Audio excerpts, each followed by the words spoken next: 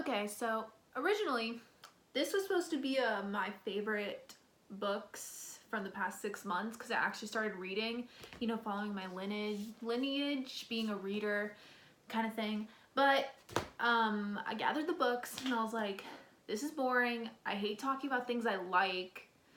So I'm just going to talk about all the books I read since February. I have my planner because I wrote them all down. And I'm just going to talk about each one. I have my computer to show the ones that I didn't really like. And then, yeah, we're just going to go with it. So yeah, we're going to start. Okay, well, first of all, I need to mention that I didn't originally want to do a YouTube video. I was just going to make a post on my private and be like, love these books, ooh ooh, kind of thing, right? But I just had a lot to say. And I don't know, I just want to look back maybe at the end of this year, because this is like a good time, it's like June. Like, I want to look back at the end of this year and be like, oh, that's how I felt? Ooh, or like, that was a good series. Cool. Yeah, I don't know. So, we're going to do that. So, we already know, if you saw my whole weird live stream thing, this is why I'm doing a video on YouTube, because of that stupid ass Illuminate live stream that I did that took like literally like 60 videos and then they weren't uploading and it took me like 3 hours to just talk about this one fucking book. Oh my god, everything's falling. Okay, so anyway. Oh Jesus. Okay, so we're doing this instead, and some books just fell, so I'm picking them up. So on that note, we're gonna start with Illuminae, because we've been new. So Illuminae, first book in the Illuminae Files series, very high sci-fi, very they're out in like outer space-ish. There's like this an illegal mining thing happening, but then there's another company that like monopolizes most of everything, is trying to kill them all, and they're trying to like collect all the people who know what happened, so they're on this ship trying to tell other people, etc. And the only thoughts that I have is that, oh, also important thing to note, this style of book is like files, which is very cool actually, and it has like footage and stuff. It is hard to get into. My main thing that I didn't like about this was that I didn't connect with the characters at all, didn't care about them. Like, if one of them died, I was like, okay, didn't really know you. But the one character we did actually get to know is this crazy AI that keeps killing people, but it's like, oh, I'm doing this to save you guys. And then he falls in love with the main character. It's wild. That's the only redeeming part of this book series, and it was only really like interesting in this book.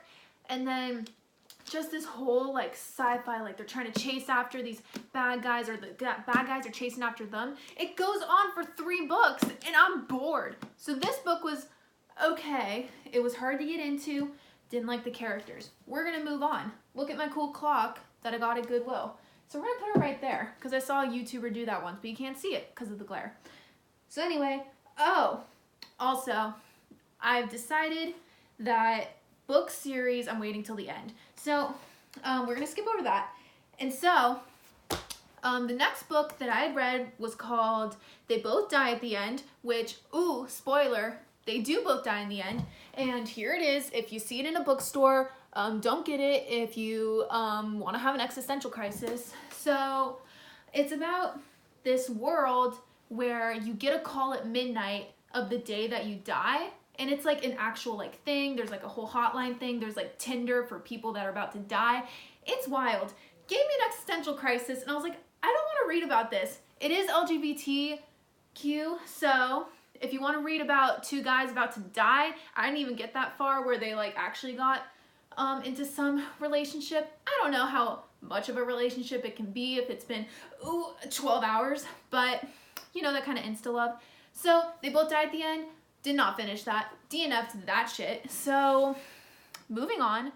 And then I finished the next book in another series that we gonna talk about later. Okay, then the next book that I read, So, context, when I was younger, I never read any books, like, at all. I think I only read one series. It was the Match series. That's got a special place in my heart. And Shiver, this, like, whole, like, kind of wolf-ish thing. It was kind of like New Moon from Twilight, but it was, like, Jacob wins kind of thing. So I was into it. But those were literally the only books I read when I was a kid. So I didn't read anything. Like, I didn't even read Harry Potter until 2017. Right when I graduated, I read them. Which, yeah. So I decided to read the book Eragon, which it's this whole dragon thing. We've been seeing him for a while. I've seen him everywhere at the library, etc. because it's a very popular book series. So I read the first one, and it's definitely a middle school-ish vibe. Like, these characters were not very well developed. It had a lot of tropes in it. And, like, I just started kind of reading, so I was like, oh, this is okay, right? Like, but I actually read good books, and now I'm like, oh, this was trash. So, moving on, got rid of that book. So, yeah. Oh, okay, this is funny. So, there's this book called Fangirl. Love her. But I read the second book, Carry On, before the first book because I was confused and stupid. So I read Carry On first, so the girl in Fangirl, this is her fan fiction, okay? So context, there's this girl named Kath, and it's basically about her life in college as, like, there's this whole series that's very, very based off of Harry Potter. So it's like this boy wizard-ish, right? He goes to, like, a school, etc. There's, like, 8 books out. Her and her twin sister are obsessed with it. They write fan fiction together. You know how it is. We've been there. So very relatable, this book. Very relatable. So in the whole book, there's this fan fiction that her and her sister have been writing for years, and it's, like, almost the end. And Kath just feels out of place because her sister moved on, and etc., etc. So Carry On is the fanfic that her and her sister have written. So, and it's about, like, the main character, God, I forget all the names. I read this in March. Simon Snow, that's his name. Jon Snow who? We don't know her. So Simon Snow is like Harry Potter kind of thing. And then there's this guy who's his roommate, and they both hate each other until they don't. You know how it is. LGBT, you know how it is. But I really liked Fangirl just because I totally connect with her a lot. Like, we've all been there. I went through high school just reading fan fiction, and that's what got me through high school. Right?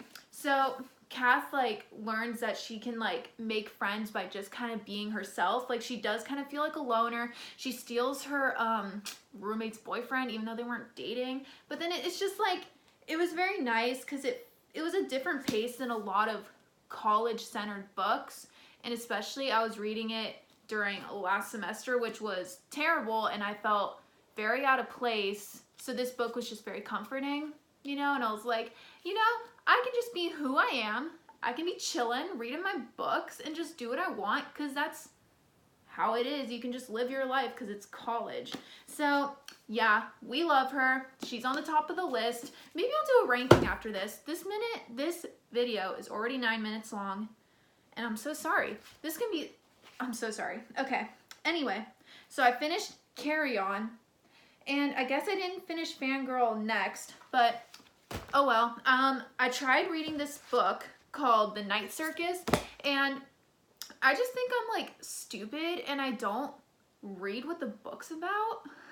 So I start reading this book, and it's about this night circus, but it's very, like, imagery based, like, very heavy imagery. It's about, like, the feeling of the night circus, and I was expecting this whole, like, because there were these 2 main characters who were supposed to be fighting in this whole kind of, like, battle-ish thing, and it was supposed to involve, like, kind of theatrics-ish, but that romance did not come up for 75% of the book. So I was like, I'm bored. I don't care about this fucking night circus. So DNF to that shit. Did I show you the picture? I don't know. But here it is. If you like kind of, it like takes you to a like kind of point in time ish. Like if you want to feel like you're in the 1900s, early 20th century, then this is a cool book for you. If you don't if you don't care about plot, good book for you. But if you care about some high romance shit and some battling between these two people that are supposed to be super theatrical and you don't get that, then don't read this book.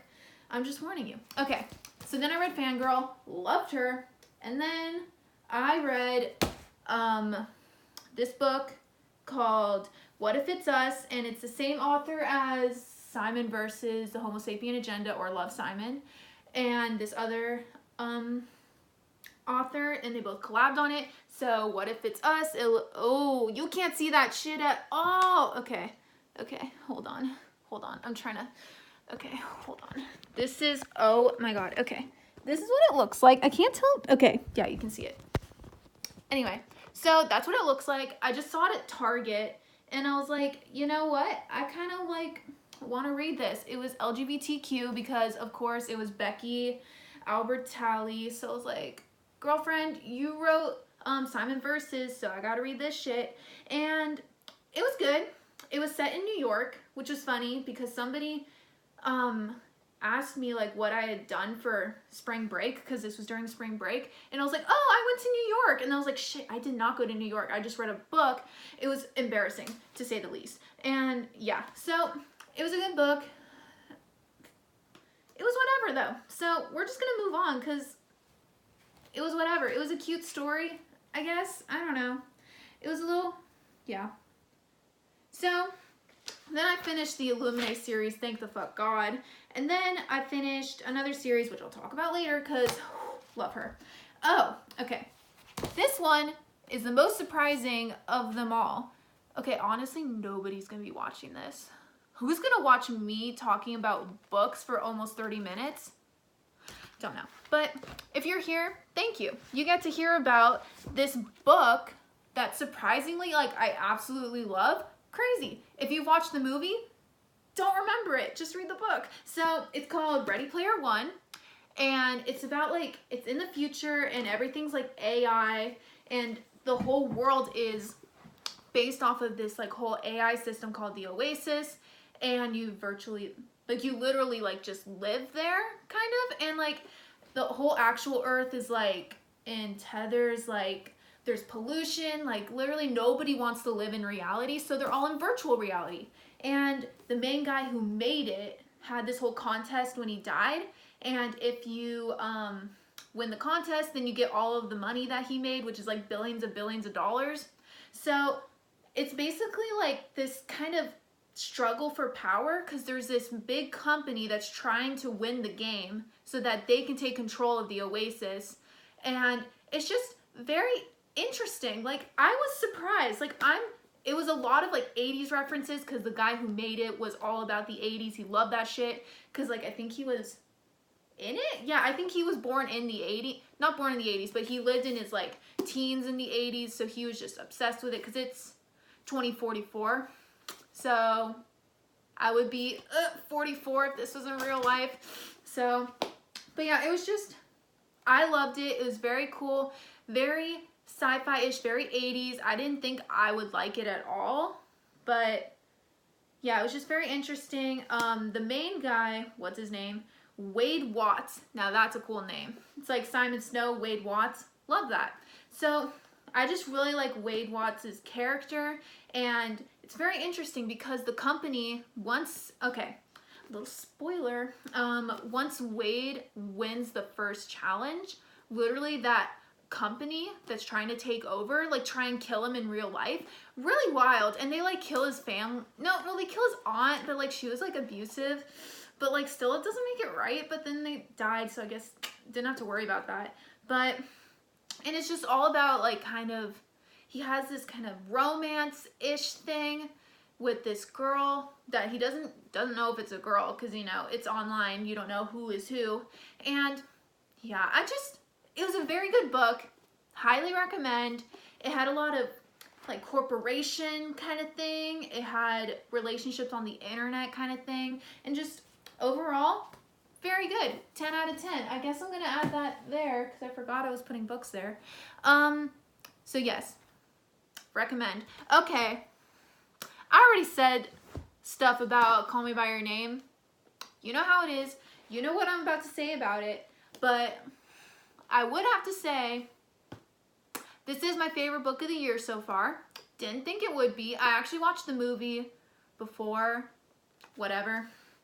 Also can't believe Annabelle thought that I was in love with Timothy Chalamet Ding Dong.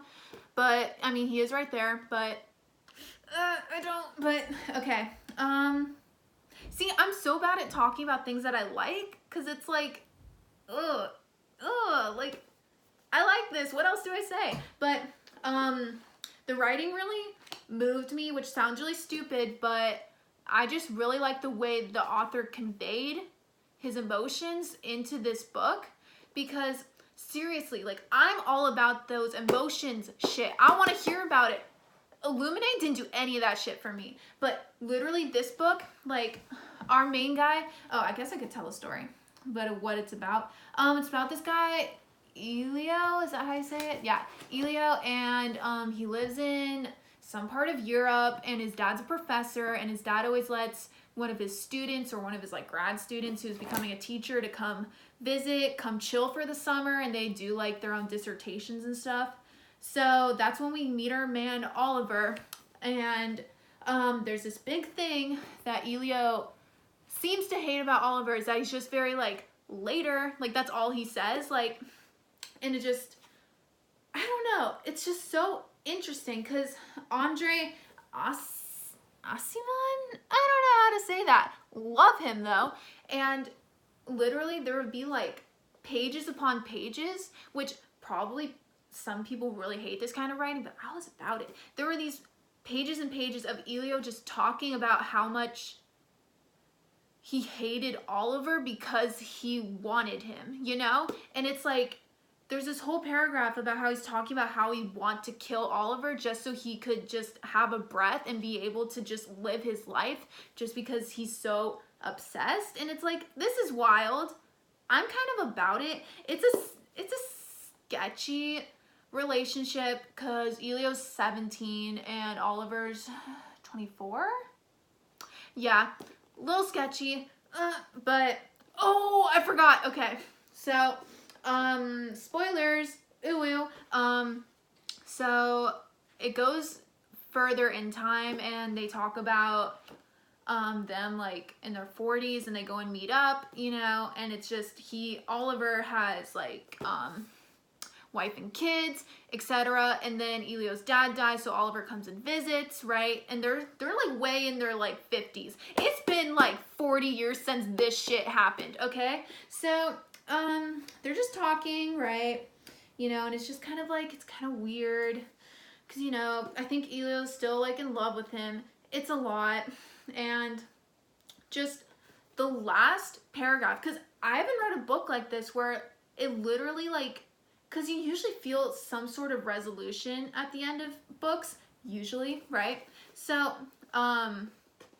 what's it called? I'm just gonna, actually no, I don't even think it'll make sense if I read the last part, but it's just, it ends with so much resentment and kind of like just anger, and it's like, and it literally just ended like that. It was like, is this the end?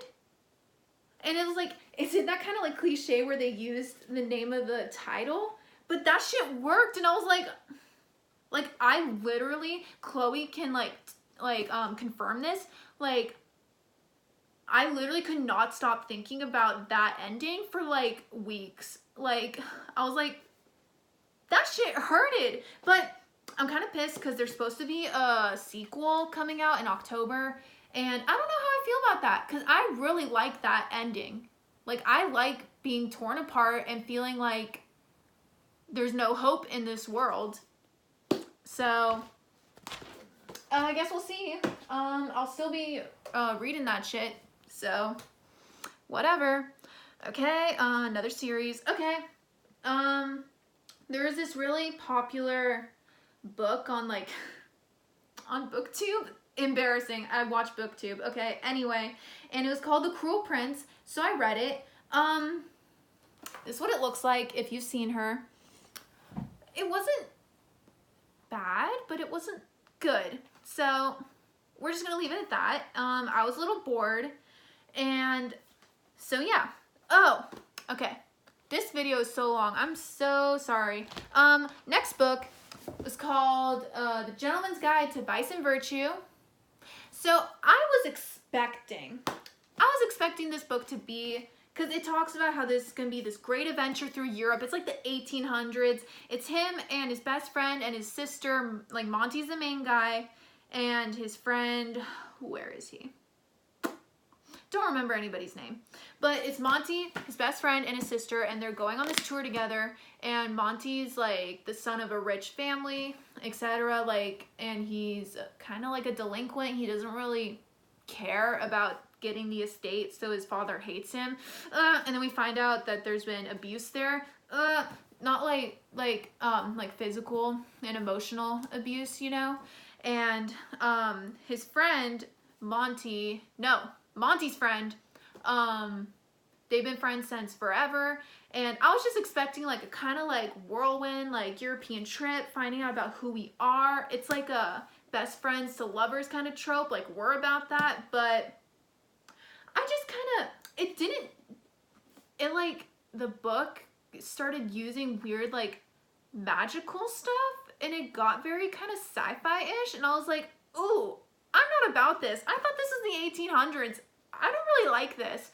So, yeah, I ended up not really liking it so much, but I think I was too hard about it, just because I was so gung-ho on what I wanted the book to be about that I wasn't really, like, because it's like a humorous book, you know? It's like, and like the magic stuff involved is just kind of like to help, you know, move along this whole quest that they're doing. So I want to give it another try, but like there's a lot of other books I want to read, so we're not too sure. So there she is. What am I doing? Oh, okay. So now we're done with April. Just to let y'all know. Okay, no, just kidding. Second to last book that's not a series was Perks of Being a Wallflower. Found this at a bookstore in Campbell in the LGBTQ section where Annabelle found me. Love that. So I read it. I had watched the movie before. I liked it. I liked the style because it's just like letters. Like it's just dear friend. And then our main guy, which I can't remember, Charlie. Our main guy, Charlie's just talking about his feelings, and it's like, it's very interesting because he does have like episodes-ish. Like he just kind of like, he has some abuse that he's trying to like kind of live through. Like he doesn't really understand that it is abuse. He has this weird like connection with his aunt, which ends up being the person that has abused him. So it's very interesting to see how he like in these letters he's like kind of spiraling, and like you can tell like he's like 14 years old, so he writes like he's a 14-year-old, and it's just, yeah, it's very interesting. I like the book better than the movie. It's usually how it is, but it just gave more insight in just to how, I don't know if Charlie has some mental illnesses happening. He might, just because he's a little socially awkward, etc., you know? So I'm not sure about that, but it was just interesting to see how it feels to be spiraling out of control and trying to reach out to this friend that you don't even know is really listening. So I thought that was really interesting. So yeah, it was good. That's all I can say. So we're gonna move those back. Okay, and then now we're into summer break. I read Peter Pan. Well, I read Peter and Wendy and Peter Pan in Kensington Gardens because I'm trying to read classics this summer. Don't know if that's gonna work, but I have Pride and Prejudice lined up, and I have East Eden lined up. So I'm hoping that like happens. I don't know if it will, but yeah, I liked it. It was okay. That's all I can say about it. So I didn't really like Peter Pan in Kensington Gardens because it was very like, it was about Peter Pan when he was a baby. Like he he was talking to these fairies when he was like a week old, and it's like, homie, this shit ain't real. I mean, obviously Peter Pan flying out a window is not real, but you get what I'm saying. It was kind of weird. I couldn't follow the plot very much for the last part, but oh, I really did like how they portrayed Captain Hook, because they actually gave him depth and about like where he came from, how he had studied at a boarding school, and how Peter Pan just exemplified everything that he hated in his other classmates about good work. So it was just very interesting. Very interesting. I liked that. But yeah, other than that, it was whatever. So we're going to move on to series. And it's already been 25 minutes, so we might as well just finish it. So first of all, I would like to give a special, what's that called when it's like you're not first place but like you get special mention, something mention, I don't know, but I did read Percy Jackson and the Percy Jackson series, and it was good. See, because I never read anything when I was a kid, so I think if I was in middle school, elementary school, this would have been a great series because it was very good and it catered towards middle school-ish. What other book was I talking about that was kind of... Did I talk about a book that was middle school-ish? Aragon, yeah. So it was kind of like that, and it was... I really did like... because Rick Riordan does his chapter titles. Like, this one is I Ruined a Perfectly Good Bus. Like, and it kind of gives a little something about what's going to happen. Very interesting. I thought that was very cool, but I wasn't totally invested in the characters until the fourth book, which is kind of sad, but I liked the fourth book out of all of it. So the Battle of the Labyrinth, very good. I actually started caring about people, and I mean, I kind of cared about them, but it wasn't like, you know, like I wasn't racing to finish these books just because it was kind of middle grade things, you know, like I kind of felt a little, not dumb, but I felt kind of weird reading them. But I mean, you know how it is. But I just finished this today and I was like, oh, time to make a video. But so yeah, am I turning into my brother? So yeah, welcome to my YouTube channel. So yeah, I liked it. Yes. Yeah, that's embarrassing. I literally have nothing else to say. But that's okay. It's okay. I'm trying to put the series right here. We'll do a little thing. Oh, right next to my little... Yeah, okay. Anyway, so Carrie recommended this book series to me, and I'd always like known about it, but I never got up to wanting to read it because she a thick boy, but I finally did, and it was interesting. That's all I have to say. It's A Court of Thorns and Roses, the series, so it's A Court of Mist and Fury and A Court of Wings and Ruin.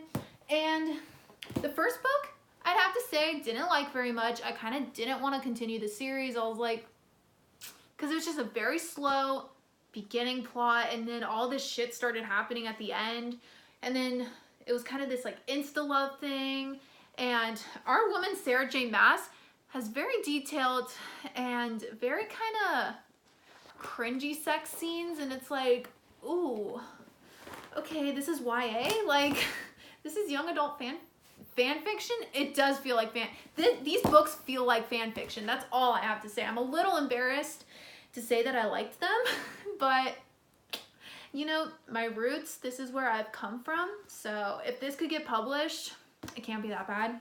But also the 50 Shades of Grey got published, so I don't know. But first book, didn't like very much. I was like, okay, like you're with this guy that, yeah, whatever. But the second book, ooh, she's a page turner. She like, spoilers, she changed sides a bit to like this other character who she had this like whole deal with because he helped her in the whole thing that happened in this book. So she had to like come and visit his court every week, right? but like everyone feared them, you know. It's like the Night Court, like we're scared, like they're the worst people I've ever known. And the guy Rysand, I don't know how to say his name. Rysand, I'm gonna say it like that. So Rysand, he was, so the main antagonist in this book, he was her whore. So he was her, yeah. So he just, he got it on for her for 50 years, but, you know, so everyone, it's like, oh, the Night Court is feared, but also, like, Rysand is a whore, etc. And then we find out, whoa, Rysand's a good guy, but we don't figure that out until she escapes this other guy, the guy from the first book, and he turns out to be bad, and he sells her sisters out. It's a lot. Very good book. Loved that book. The third book, a lot of fighting. Didn't really care much about it. Yeah, it was a lot of fighting. But overall, the series I thoroughly enjoyed, or enjoyed cringing at. Very good. Love that. So, yeah. Also subscribe to Chris Reader's podcast, So Yeah. And then finally, this is the book series that I liked the most this year so far. And it's called The Raven Cycle by Maggie Stiefvater. And so it's basically about this girl, Blue. Here, I'm going to read you the thing. Okay. Oh, wow. This is a lot. I'm going to read it anyway because it's my favorite and I can talk about it the most. So there's a quote at the top that says, actually context. So Blue, the main character, girl, she lives in this house of, what are they called? Sites? Maybe I should read that. Okay, so the top says, there are only two reasons a non-seer would see a spirit on St. Mark's Eve. Either you're his true love or you killed him. So first of all, it sounds like it's like a rom-com-ish thing, and it's like, oh, I don't know if I like that much. But I'll read you the thing. Okay. Every year, Blue Sergeant stands next to her, whoa, don't know what that word is, clairvoyant mother as the soon-to-be dead walk past. Blue never sees them until this year when a boy emerges from the dark and speaks to her. His name is Gansey, and he's a rich student at Alglynby. I pronounced it weird in my head when I was reading it, so Alglynby, I'll say it like that. Alglynby, the local private school. Blue has a policy of staying away from the Alglynby boys, known as the Raven Boys. They can only mean trouble. First of all, you know, this just sounds kind of very YA, but it's not, I promise. But Blue is drawn to Gansey in a way she can't entirely explain. He is on a quest that has encompassed 3 other Raven Boys. Adam, the scholarship student who resents the privilege around him. Ronan, the fierce soul whose emotions range from anger to despair. And Noah, the taciturn watcher who notices many things but says very little. For as long as she can remember, Blue has been warned that she will cause her true lover to die. And it's by a kiss. Ooh, she doesn't believe in true love and never thought this would be a problem, but as her life becomes caught up in the strange and sinister world of the Raven Boys, she's not so sure anymore. So this book series follows our man Gansey trying to find a dead Welsh king. Literally, this is what this whole series is about, is our man Gansey bringing along Adam and Ronan and Noah and now Blue into this whole search for a king, a dead king. Wild. And it's like, what? Right? But the thing is, Blue saw Gansey at the St. Mark's Eve, which means he's going to die in the next year. And then there's this whole conflict like, oh, but I kind of like him, but I can't kiss him because if he's my true love, then we killing this bitch. But he's already going to die, you know? So it's a lot. And it's very, very cool because, like, there's, like, some stories where you only care about the plot, aka Night Circus, right? And I didn't get that. But in these books, it's all about these characters and how they interact with each other, how they interact with their own world, their own families. It's so interesting. And, like, each character has their own, like, unique things about them. And it's, like, it doesn't feel like it's forced, you know? And like you can genuinely tell that these characters care about each other and they care about their friendship. They care about trying to find this king for Gansey because this has been his whole life. Okay, first of all, Gansey died when he was like 10 years old and then he got brought back to life. I don't know if that's a spoiler. He got brought back to life and somebody told him like in his mind, like you need to find, oh my God, what's his name? The dead Welsh king, it's like Grover Haven, something like that. Like, oh, you must find this king because he saved you. And it's like, who? Right?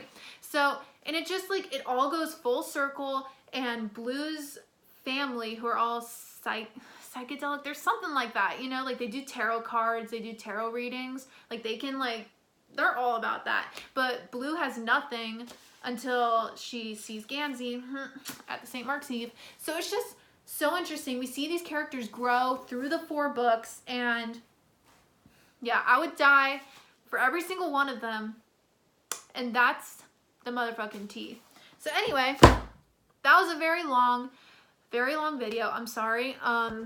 Here's my One Direction wall. My cheeks are red from talking so much, so I guess I'll end this because probably nobody's watching, but if you are, hit that like button, subscribe. Oh, somebody's home. Also, I want you to see this station that I have set up. We got some CDs right here. We got some books going on. We got the Hydro Flask. It's good. So anyway, like, subscribe, tune in to my next video. Oh my God.